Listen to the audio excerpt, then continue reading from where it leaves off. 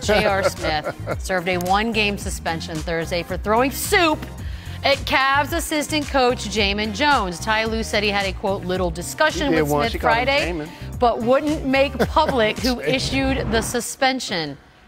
The man threw soup at another man, Paul. I'm telling you. I'm telling you. Damon Jones said something slick. You really going to blame the victim? Hey, listen.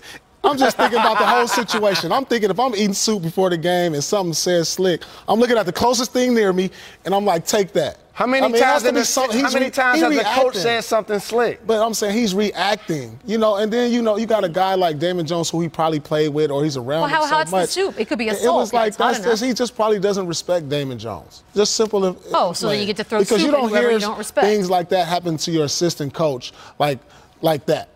That's just complete disrespect for a coach. You are a father to children. Okay. You're going to sit here and defend a grown man who threw soup sometimes things at another grown man. Listen, you got to understand, as NBA players, we go through things. Oh, you got family, friends, and you come to the locker room, it's not there some days. You got friends.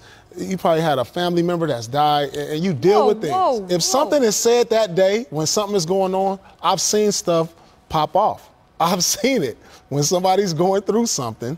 Anything that's said. You can't just throw a death in there like that's what. But things happen in our lives because we're normal human beings. In everyone's lives. Yeah. Can I tell you something? Exactly. And then I've also had things go on in my life. I promise you, I have never thrown soup at another human being. Not once in my life. Never even thought about it. There's worse things that could be thrown. I love soup. There's worse things that could be thrown. I'm like watching this. What is happening right now? I thought this was a funny story, and now he's defending it.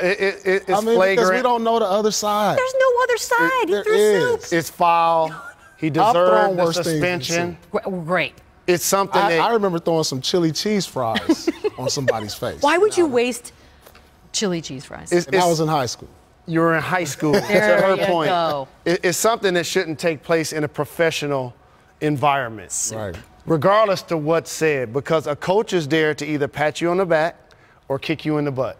And when this team has championship or bust expectations, it's going to be tense for everybody walking around not named LeBron James, especially when you're their shooting guard, where your player efficiency rating is as low as it's ever been. I wonder what kind of soup it was. That's right. That's what I want to know. Windhorse. Did they ever?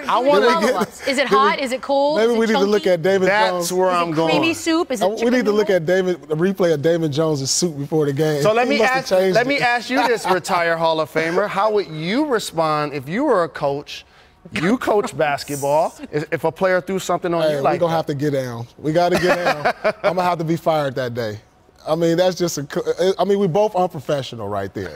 I'm going to just be unprofessional.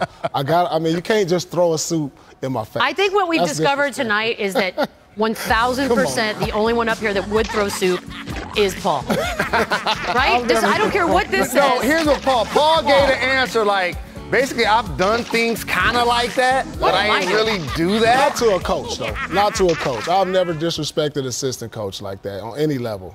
On any level. That's the one thing I've never done. I always looked at a lot of my coaches as father figures, and I've never done that.